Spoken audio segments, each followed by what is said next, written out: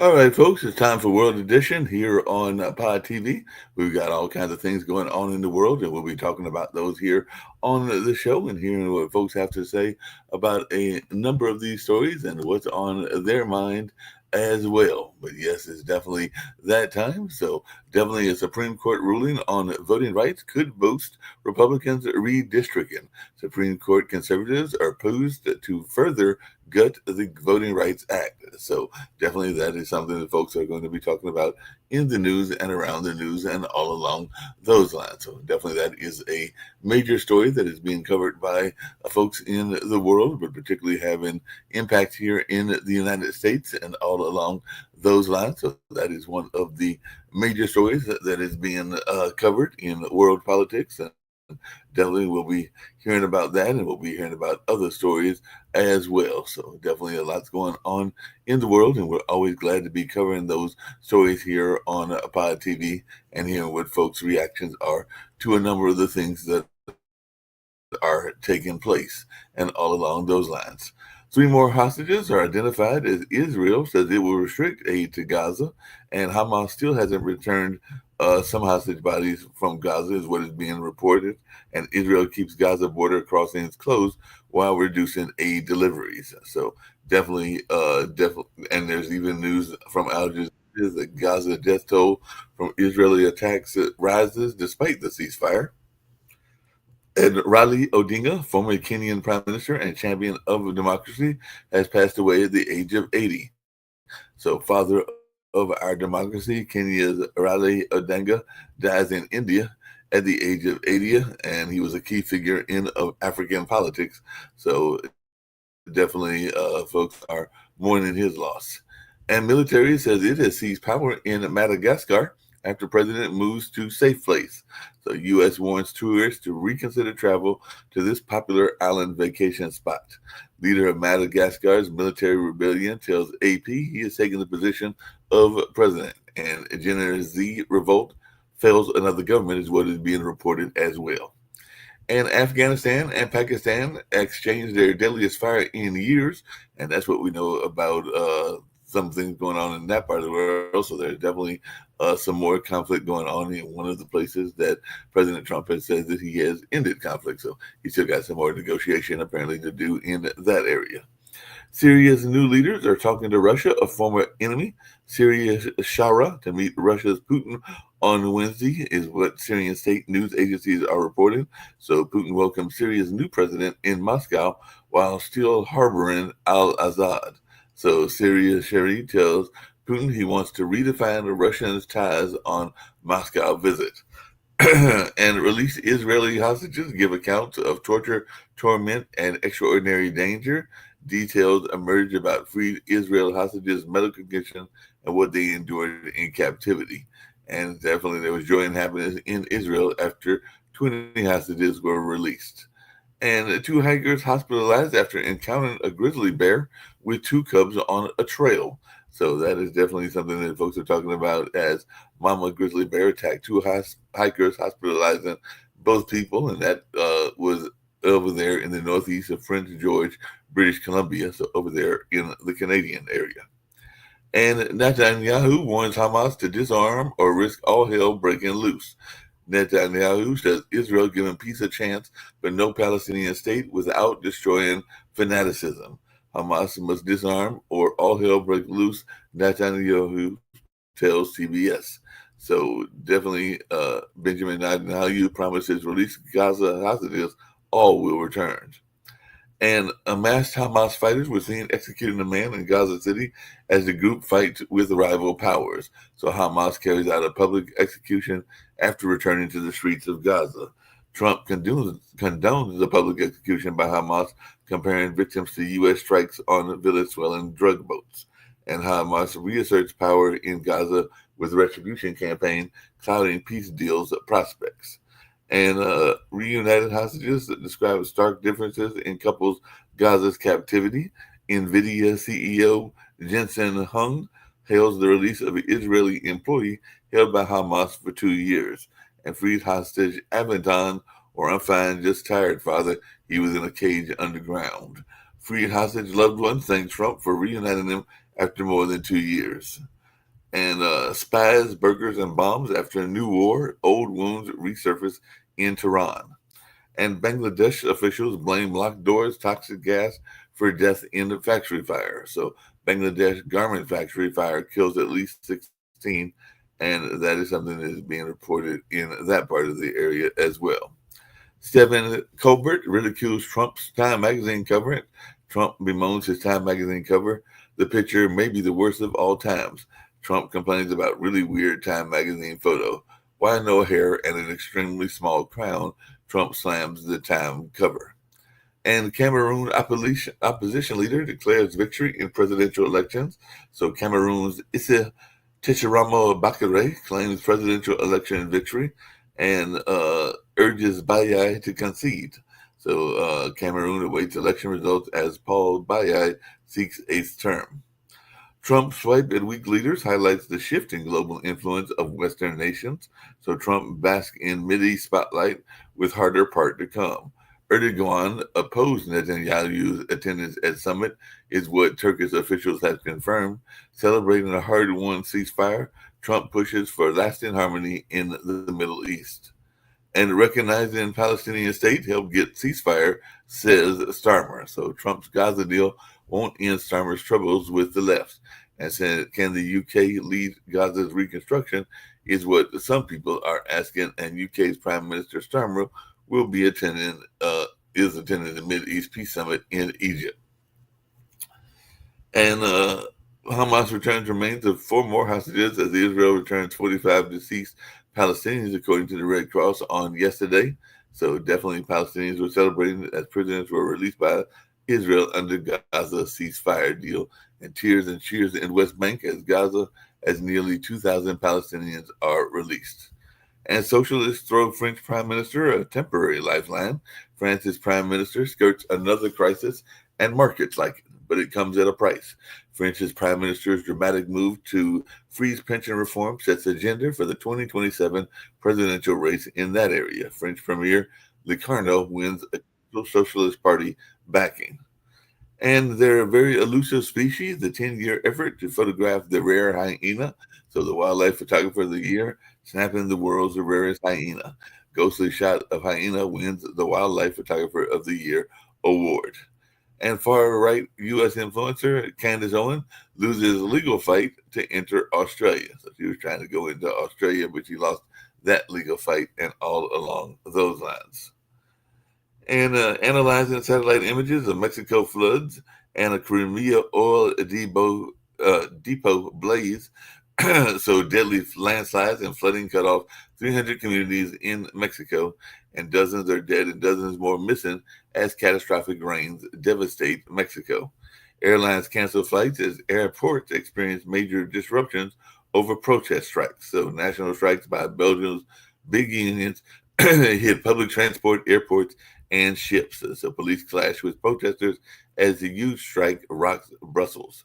So police fired tear gas as Brussels protests against austerity measures. So 3 share the Nobel in economics for work on how technology drives growth. So that is something that's coming out of the Nobel Peace Prize and all along those lines. So lots going on in the world, and we still got these peace talks and other things going on, including the war in Ukraine and all in that space. Well, the war between Russia and Ukraine. So definitely a lot's going on in the world. Even here in the U.S., we've got Zelensky to meet Trump on Friday to talk air defense and new weapons. Ukrainian officials meet with U.S. weapon manufacturers before Trump-Zelensky's talk, and Trump is optimistic he can bring Russia and Ukraine to peace after his success with the Middle East hostage trade. And as Trump focuses again on the Ukraine war, Zelensky is thinking long-range missiles. And Dallin H. Oak named the president of the Mormon Church. So Dallin H. Oaks is named the church of that, and the church invites all to watch a special announcement. And they have the Church of Jesus Christ announce his new first presidency. So the LDS Church went with Oaks as the 18th prophet. And man pleads guilty to arson attack on Josh Shapiro's home. Suspect pleads guilty in firebombing a Pennsylvania governor residence. So Cody Balmer pleads guilty to setting fire to Pennsylvania Governor Josh Shapiro's mansion. And Trump says the U.S. will disarm Hamas if it does not do so itself. And Trump demands Hamas disarm as group moves against collaborators in Gaza. So Trump vows to disarm Hamas, but also say how and avoids details on what's next for Gaza. And ICE is cracking down on Chicago. Some Chicagoans are fighting back. Chase involving federal agents led to a crash and angry community response in Chicago as tear gas was released on a Chicago crowd as the Border Patrol describes chase and crash and arrest. And Coast Guard reels in bales of cocaine from the Pacific Ocean after a suspected drug boat capsized.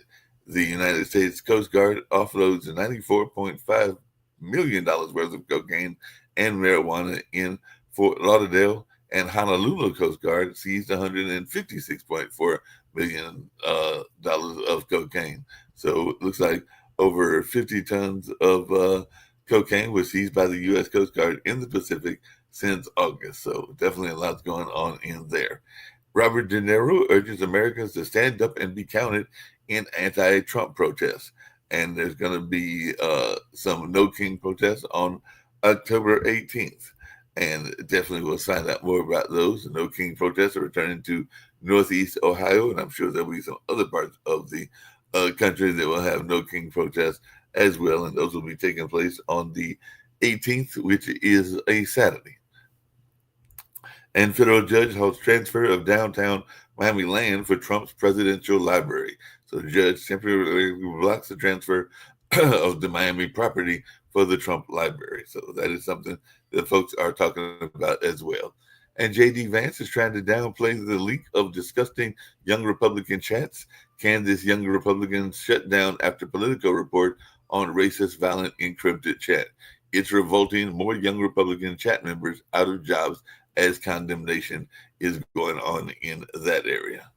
So getting ready to get to my folks and see what they've got going on and all along those lines. But a lot's been going on in the world. I've got Rick Rosner with me. So see what Rick's got to say about things going on. I've got Sasha Starr with me.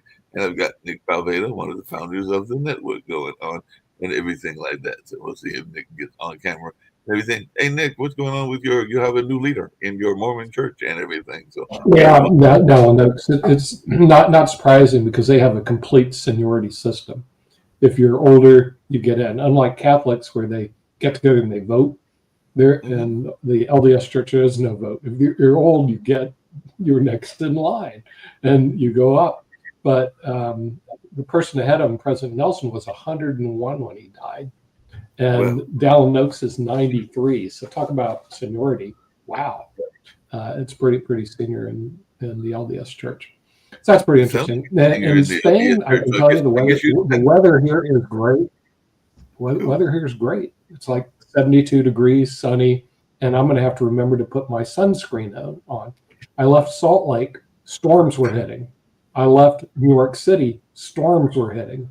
The U.S. was getting battered. And then I came to the warm weather of the Mediterranean. So life is good here. I don't know about how you guys are doing in U.S. and Canada.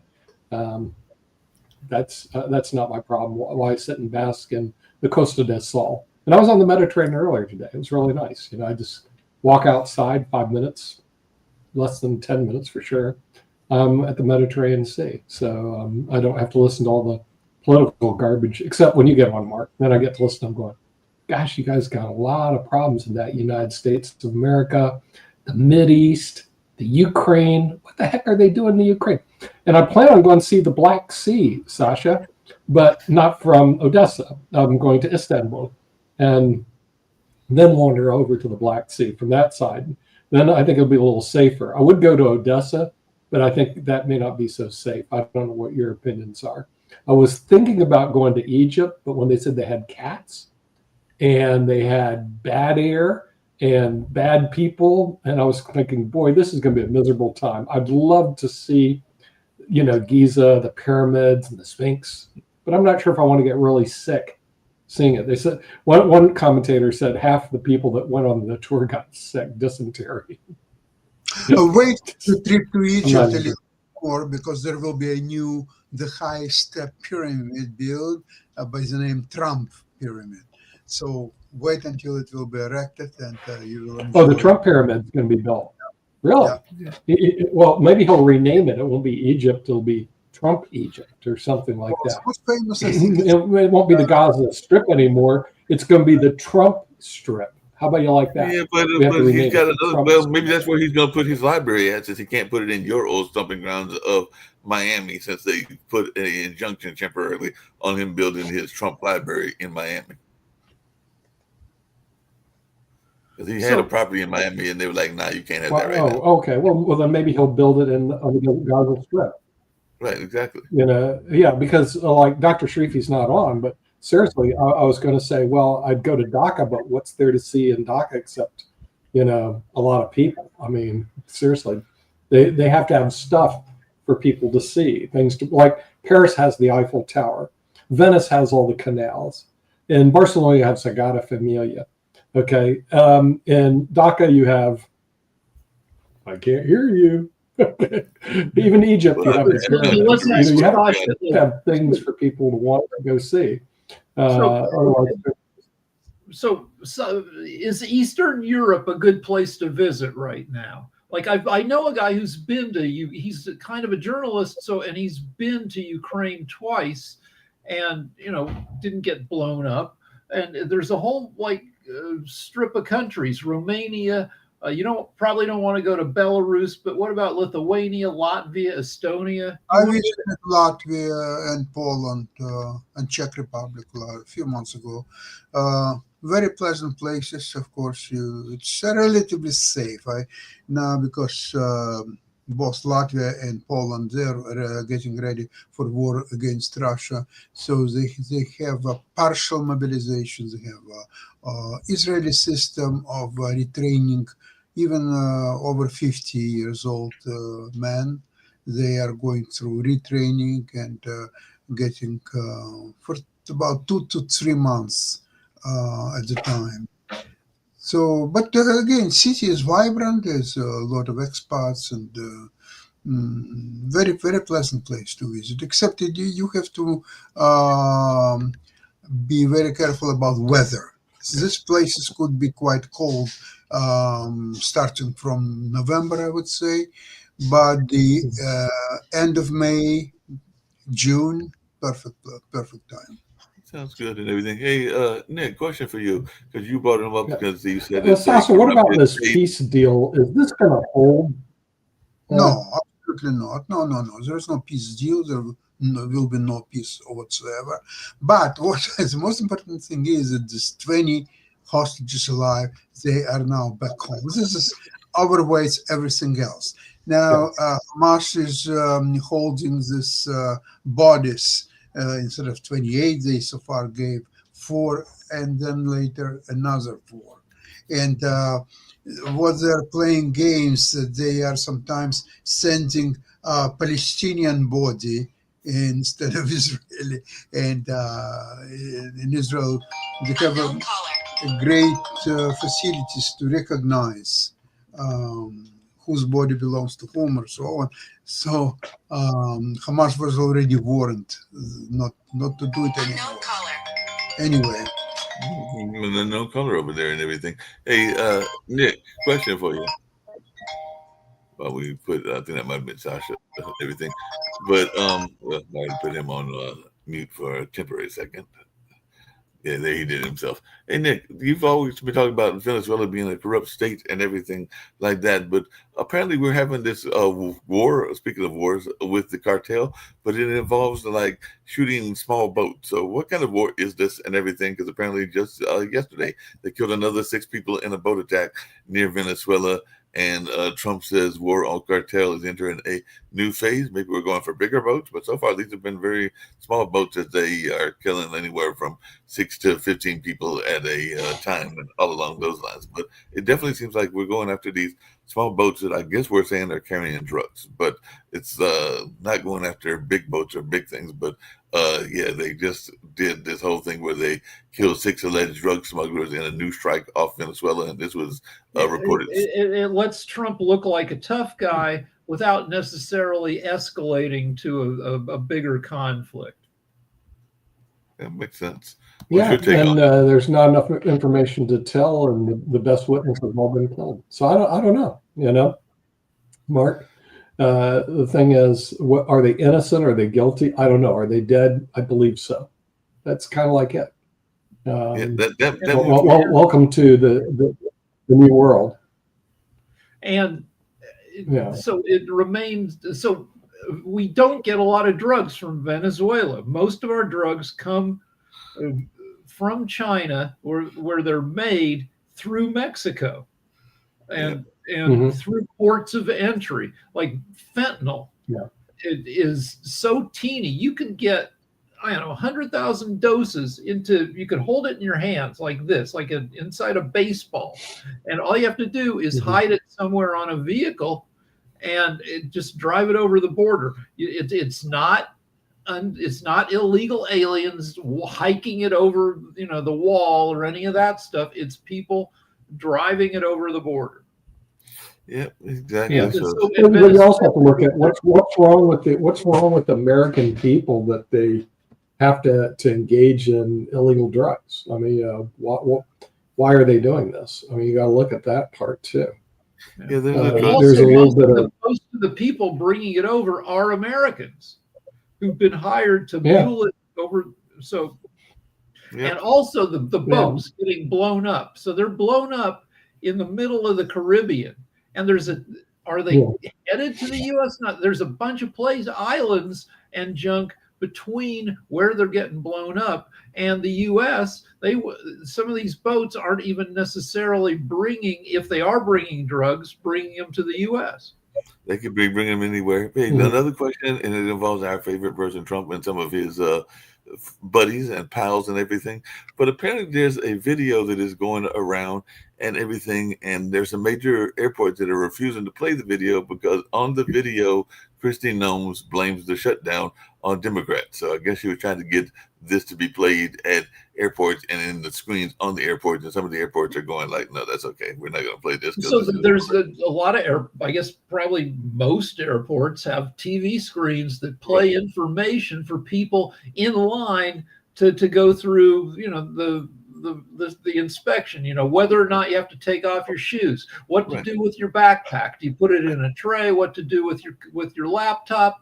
And on this, they made a video to play on these TVs saying, well, sorry, things are a little screwed up. It's the Democrats. And a lot of airports are saying, well, this is BS. This violates the Hatch Act. The Hatch Act says you cannot hijack government communications with political messages. The trouble with the Hatch Act is it's toothless.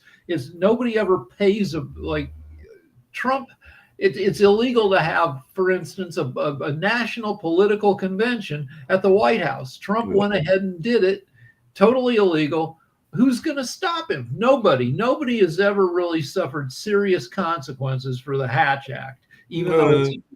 And apparently what they're doing is the airports are saying, no, that's okay. We don't have to play it if we don't want to play it. But this is something that y'all will find interesting as well. Trump administration is saying 4,108 workers have been fired since the shutdown began, and panic as the U.S. federal workers scramble to find out if they've been fired. And one worker in The Guardian said, I don't have email access, so he doesn't know whether he's been fired or not, because I guess they were letting him know whether he's been fired through email, so he doesn't yet know whether he's been fired because he doesn't have email access. So what is our thoughts around all these folks? Because apparently that's a decent amount of folks that have been laid off, and hopefully they'll get their jobs back after the shutdown. Some people are getting unfired. On Friday, they fired 1,000 people at the CDC, which isn't.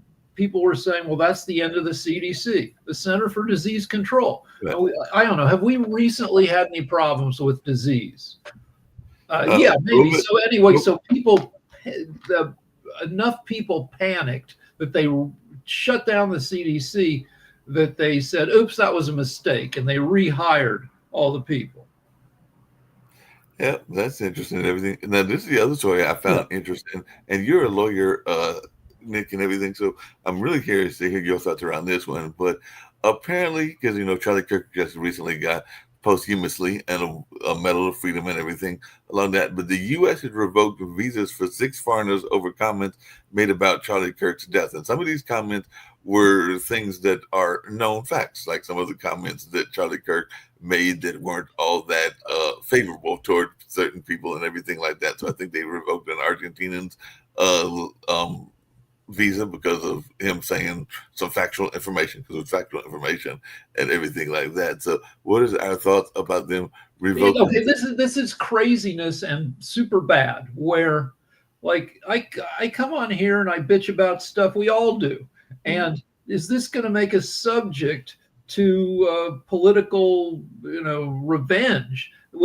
That's bad. Charlie Kirk was a private citizen. The people who were quoting him weren't even attacking the U.S. government or U.S. politics. They were Right. noting truthfully that Charlie Kirk said homophobic things, misogynistic things, Islamophobic things. I mean, yeah, maybe he had some positive things to say, but he had a lot of negative, things to say. And it's like, should I not be allowed to travel? Should my passport be revoked if I start saying like the Joe Rogan, or that I don't like what Joe Rogan says, or if I say I don't like what the ladies of The View say? It's the same thing. It's these are private citizens who are public spokespeople, and if I don't like that Howard Stern talks about farts so much, should that get my when I travel, I've got a second Twitter account that is very innocuous that I barely use. That's what's loaded on my phone in case at customs they want to see what's on my phone. Yep. So that'll be interesting and everything how this plays out. But yeah, like I said, he was making some Look how comments. happy Nick is because he's in Barcelona and he doesn't have to deal with any of this stuff. Hey, what you just said, Rick, is absolutely true. I'm in Barcelona and I have to deal with any of that stuff. So just because you're having your First Amendment tested, because freedom of speech, as we know, has limits. And so, who wants to buy a lawsuit? If you want to buy a lawsuit, you bought yourself a lawsuit. Could you be right? Yes, you can be right.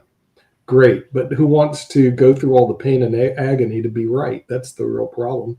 In Barcelona, I don't have to worry about it. So, like I said, this morning I went to the beach and, I hung out in the Mediterranean. People are hanging out here having a good time. And frankly, all the nonsense that you're listening to in the United States, I don't get to listen to until I turn on Pod TV, which is about now. Oh, yeah, And then I get to listen to all the garbage that goes on in the U.S. The circus baby in the United States. The circus isn't just in the United States.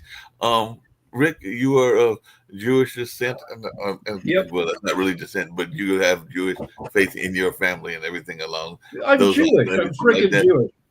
But Netanyahu is saying he's giving peace a chance, but he is also saying, so this is actually opening the door for something that I know Sasha says and others is not possible. But he says no Palestinian state without destroying fanaticism. So if they destroy fanaticism, does that mean that they could get a Palestinian state? Because that sounds like he's opening the door toward a possible Palestinian state. Okay, you need a neutral-ish third party in Gaza if you want to not have fanaticism, because Hamas fanatical, but Israel's ruling coalition has a bunch of right-wing fanatics in a parliamentary system. Like we have a two-party system. The Democrats win, the Republicans win. It's one or the other.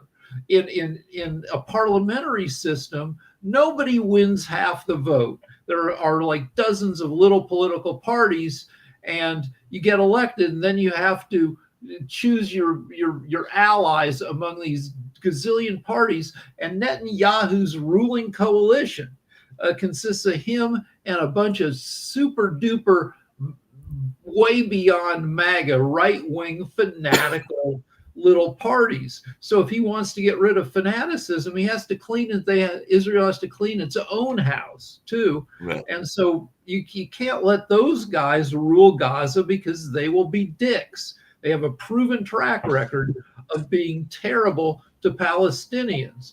So if and let's face it, if you're a fanatic, Mark, or you're crazy, you get all the press love because everybody wants to listen to you. If you're a normal person leading a normal life, going to work, going home, eating out, etc., you don't get any love, baby. I mean, in other words, you don't get any press. So what you have, unfortunately, even in our political system, you have the extreme right, extreme left. They get all the love, they get all the media, and then everybody in the center, they all get ignored because the other way they're to boring. get, all they're doing is doing their job and going to work. Nick, the other way to get attention is to do something stupid. And I'll just put it bluntly. And if you do something stupid, That's right. you will get attention. You will get news stories and all along those lines, because there was news that came out of Canada. That's where Prince George, British Columbia is, and everything like that. But if you see a grizzly bear walking with two cubs, why are you going to even bother the grizzly bear and everything? Because apparently that's not a good idea. What happened to the mama grizzly bear attacked two hikers and hospitalized both people. But I'm going like, I don't think the grizzly bear just attacked them off on random. They must have done something to the grizzly bear. I mean, I've been in front of grizzly bears and black bears. Black bears are not that big. Grizzlies are big, mean, and crazy. So the best thing to do with the grizzly bear is to stay away from them. It's just like buffaloes. I've been real close to buffaloes, but you don't want to get real close to a buffalo. They're big and they can turn on you in a minute. But that gives a lot of press, because what happens, that is somebody doing something stupid. With that, the millions and millions of people do something smart, aka stay away from grizzly bears and stay away from bison when you're in the Yellowstone National Park. They get no attention because they didn't do anything. If you want to get close to a buffalo in a controlled, go to my old school, the University of Colorado. They have a live buffalo mascot, and you can join the crew of 6 people who run the buffalo around the field for every football game. And that's and that could be potentially dangerous, because those buffaloes know what they're doing. I don't know that anybody's been trampled by Ralphie the buffalo. See, at the University of Miami, we have a fake mascot, the stupid ibis. And if you ever look at that stupid ibis, what the theory was before a hurricane came out, that the ibis knew that the hurricane, you could see the ibis running away because they knew the hurricane would come out. Hence, it became the mascot at the University of Miami, which is the best football team currently in the United States. Speaking of mascots, it also has a great school, so I'm going to give that a plug. And with that, we also have some other lawyers that are in trouble. Lawyers that are in trouble, Mark, like Letitia James, who she wasn't in the news today. Recently came out in the news later. Not only does she have this mortgage fraud problem, she may have some past mortgage fraud problems. And now I'm starting to think, I'm going, isn't it amazing? She goes after. All right, you're freezing up a little bit, but isn't there a statute of limitations on mortgage fraud? I know. I'm having internet problems. Yeah, you see, everything isn't sunny and shiny. I don't know. I don't work in the real estate legal area. Every time I do a real estate transaction, I hire a real estate attorney. I have a real estate attorney here when I close on properties over in the United States. Right, if they look through every stack of real estate documents you ever filled out, criminals is a whole different cat, because you always got to prove it. So part of mortgage fraud is intentionality. If they look through you probably have filled out a 10-foot in your lifetime, a 10-foot stack of real estate. It's almost like an all. You've made mistakes, but you weren't trying to defraud people. You just hold on. I think we're missing the whole point in creating a narrative. The narrative that Nick is trying to make. Counselor Jacoby is coming to the defense. So again, we're missing the whole point, because what's happening here. This is what's happening right now. So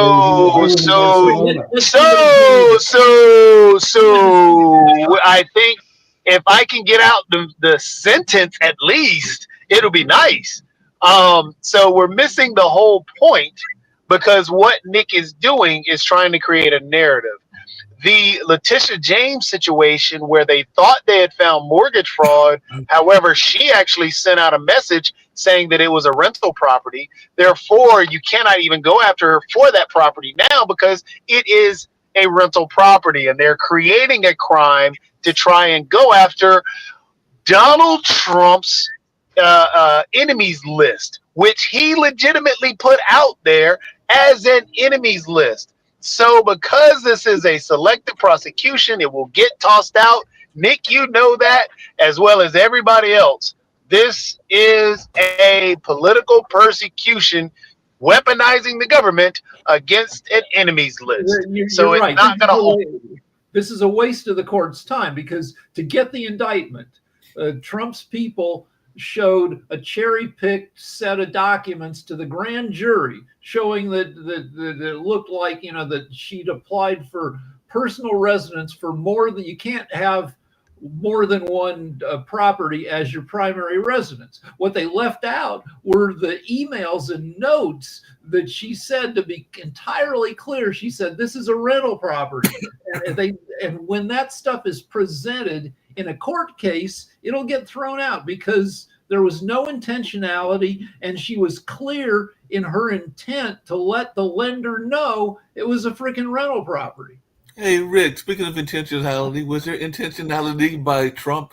Well, not by Trump, but by Time Magazine? Because apparently Trump's very upset about this Time Magazine cover because he said it may be the worst of all time, and he's asking things about the coverage and the image and everything. Trump complained. Everybody who's an influencer knows you don't want to shoot somebody. You don't want the camera lower than your face because that's a bad angle you don't want to be like this. But Time was trying to show Trump as a towering, dominant presence for getting the ceasefire deal done. And so they had a shot of him that was shot underneath him showing all his excess neck skin that looks like a vagina. And also because it's from underneath, there wasn't a lot of his hair visible. And he was very upset with the photo. And he tweeted out at 1:36 in the morning a complaint that it makes him look bad. He said, why no hair in an extremely small crowd? Did Time try to intentionally make him look bad? No. They were trying to make him look like a powerful leader. And the angle was bad. Yep. That makes sense, but yeah. Trump has a lot of excess neck flesh here. Like some of us are approaching Trump's age, and we don't have as much neck flesh because we're in better shape than frickin' Trump. That is true. Some people are in better shape. Hey, Sasha, I got a question for you because one of the people that you do a show on Tuesdays and Friday and everything like that, and you definitely talk about Russia and Ukraine and sometimes China, but apparently Syria is trying to get in the good graces of Russia because they're talking and everything, despite the fact that at one point Syria was holding, I think, the old leader of Syria, but the new leader is meeting with him on today. So what is your take on Syria's talking to Russia, a former enemy, and does this mean that Syrian soldiers are going to be helping Russia fight Ukraine? Mark, I don't know how important is this from international perspective, really. Do they talk to Russia? Russia is not a power. Syria is not international power either. So if they want to talk among themselves, let them talk. I have no idea what they can talk about the ballet or about the girls. I don't know. Have no idea. Yeah, you're not concerned. I mean, he did get some of the Koreans, trying to remember whether it was North or South, to fight with them in Ukraine and everything like that. So I'm wondering if that's going to be part of what Russia's Putin is going to try to do, is get Syria's Sharif to give him some soldiers and everything. There are so many nationalities are fighting on the Russian side. There are Cubans, there are Africans from various countries. Okay, so there will be Syria as well. North Koreans, there are some even Chinese people. See, what's happened is that Russia is paying like mercenaries a certain amount of money, depends on where you're coming from. So even Russia, it's not Russian army, it's mercenaries for most of the time. There are mercenaries. They're being paid a couple of million rubles to recruit. It's like $20,000, something close to it. Maybe Cubans, they're paying much less money actually than to Russians. So it's all mercenary army, and there is nothing more to add to it. No, that makes sense. Well, Trump also said that he ended, I think it was 7 wars, but one of those wars just had their deadliest fire in years and everything. So I guess that Afghanistan and Pakistan aren't in peace negotiations, and Trump can't claim that one anymore. So now he's got to go Well, down to 6. Mark, you also got to point out that right now the ceasefire between Hamas and Israel is starting to go on shaky ground as well, which is scary. Right. Because Israel, if I remember, Israel had shot some people in part of Gaza just what was it, yesterday or day before? Also, Right. Trump just put out a threat yesterday saying Hamas must disarm or we will disarm you. So right now the ceasefire is on shaky ground, which is scary. Yeah, that's very scary. But And there's but also been, you got to look at he didn't really have that much of an effect on the other ones as well. So, but he's gonna he say had what he's more. gonna say. Well, He's gonna say what he did. remember this so-called peace in Middle East. This, if you remember that meeting when there were 20 leaders of all countries, Trump, Erdogan, and many others, 20 altogether, they were ecstatic. They were so just celebrating their great achievement. But they forgot about one thing. All these achievements and all this so-called peace would never have been done without heroic Israeli army, IDF. That's what guaranteed peace, if there will be a peace. I doubt a lot that there will be a peace, but if there is something, or at least the hostages alive, hostages for relief, okay, that's a big achievement. I thought, aren't we Well, awarding Donald?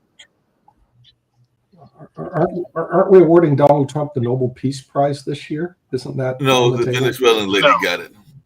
Also, one thing, Sasha, I think one thing that you touched on was that celebration. And I was listening to some commentary, and honestly, in that commentary, they brought up a great point. That celebration felt more like a campaign. And right now, who in the Middle East is struggling to try and find ground and trying to save face? That's Netanyahu. So when you have Netanyahu praising and doing his thing, you have all this giant crowd rallying around Trump, and Trump talking about how great it is true. It did feel kind of like a campaign ad so Netanyahu could save face and stay in power. So that this ceasefire peace deal, because peace takes a lot more than just a few days, and also peace does not include the threats and the still killing that's going on, especially when you have Hamas killing Palestinians in the streets right now, and nobody seems to really focus on that. Yeah, it is public. We're still what they're doing. Yeah, yep, and that's not being. Nobody's really trying to push back against what's going on with that. They're just talking about Hamas disarm or Hamas do whatever. But again, there's still a problem happening, and we're trying to celebrate and do this campaign thing and all these other things. But there's still a ton more work, and it just got even harder, and we're not even focused on the work. So here's what AI says.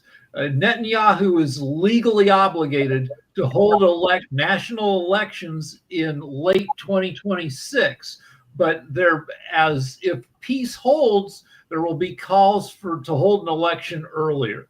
And he'll probably get kicked out. He's not very popular there. He'll probably lose the election if they have an election. If they have an election and everything. But really quickly, Hamas isn't helping itself either, because Hamas has been going after their speaking of enemy lists, their enemies as well, and doing some very horrible things like beheadings and all along those lines and everything. So they're not helping themselves in the peace process either, because that's been reported in the last couple of days as well. So it seems like they are trying to consolidate their power that they had and everything by going. No, what they're not. Hamas is a terrorist organization, and they're going to do what they're going to do, which is sad. And that's Right. what Sasha and I were just saying. What we were talking about the public executions, the intimidate, and just killing dissenters. That's what they're doing right now. Right. So it needs to be a focus, and it needs to be something that it has to be a part of the peace deal, but it's not part of the peace deal.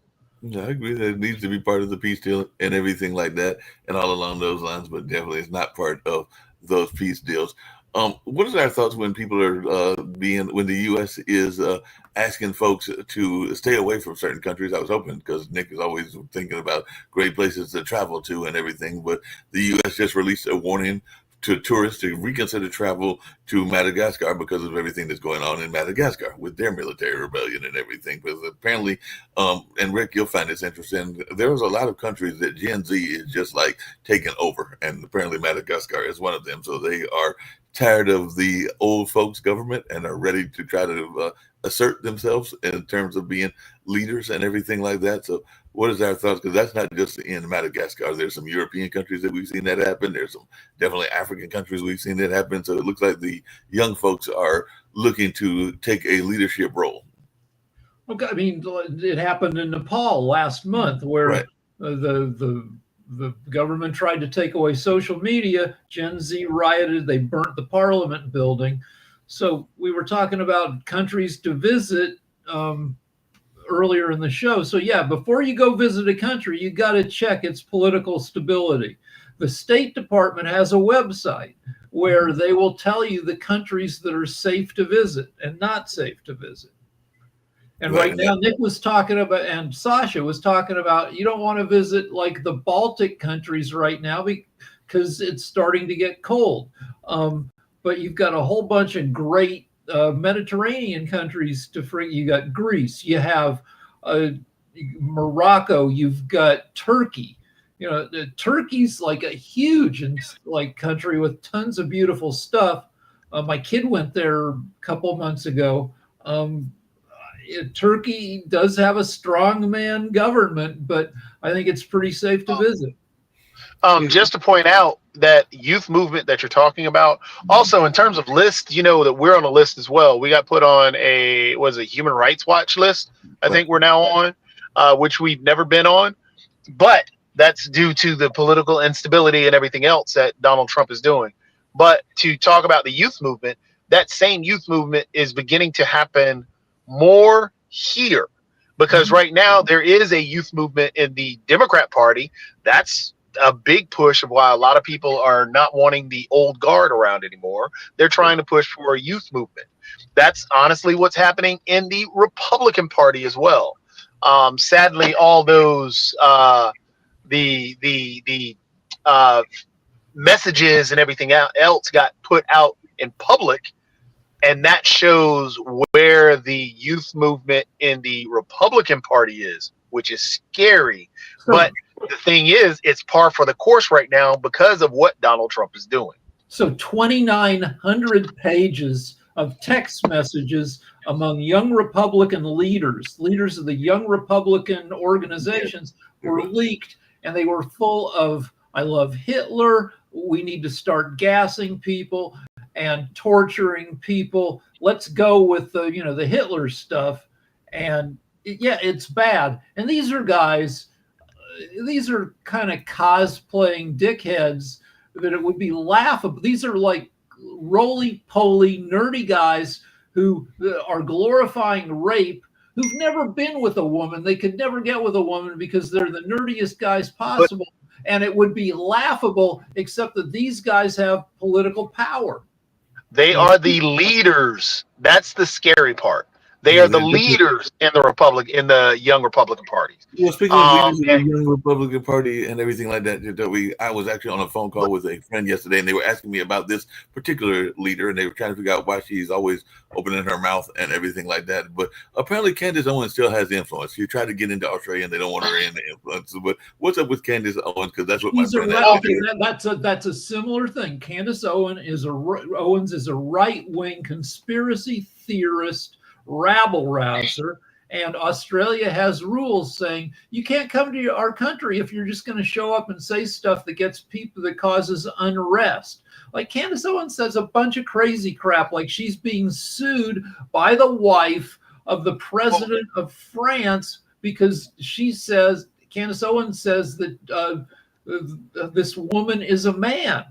And well, the thing is, again, Candace Owens is, again, par for the course. Candace Owens pushes anti-Semitic views. Candace Owens has pushed racist views. Candace Owens makes racists and all these other individuals feel comfortable being racist because they can quote her and say, hey, a black woman said this, so this has to be true. So Candace Owens fits a narrative which is the same narrative that influences that young Republican group. If you look at all the leaders that they look to, you have your Nick Fuentes. Nick Fuentes is a big time anti-Semitic individual. You have, and don't get me wrong, this is nothing. What happened to Charlie Kirk was bad. That was atrocious. But that does not mean that Charlie Kirk was a good person. You cannot absolve the things that he said. So Charlie Kirk is a leader in that whole party. Think of the things that he has said that were extremely racist. So you've got these individuals that are the big influences on that young GOP crowd, and you have an amplified voice with Donald Trump saying these same things super loud. So yes, it is that is the influence on that young Republican Party right now, and that's why that's what those messages are coming from. Among the young, it's a rhetorical. Tucker Carlson does this a lot. He's not young, but he has a lot of influence still. I'm just asking questions. And the questions are all anti-Semitic or but how come every time this happens, Jews are around? I'm just asking questions. I'm not accusing, and Charlie Kirk was, I'm just a happy warrior. I'm happy to debate with anybody. But what he's saying was often pretty horrible. Yep. I mean, and then if you talk about some of the other leaders in that, or some of the big influencers, I mean, we can joke about Laura Loomer all we want to, but Laura Loomer is a influence in that group. Laura Loomer is a big time white supremacist. She has a direct link to Donald Trump. She calls him. She has actually told him who to fire and who to hire. People in that group listen to Laura Loomer. So, what those posts showed is where these influencers are coming from. And yes, that is a scary thing. But getting back to the original point, that is part of that youth movement. That is what they're wanting.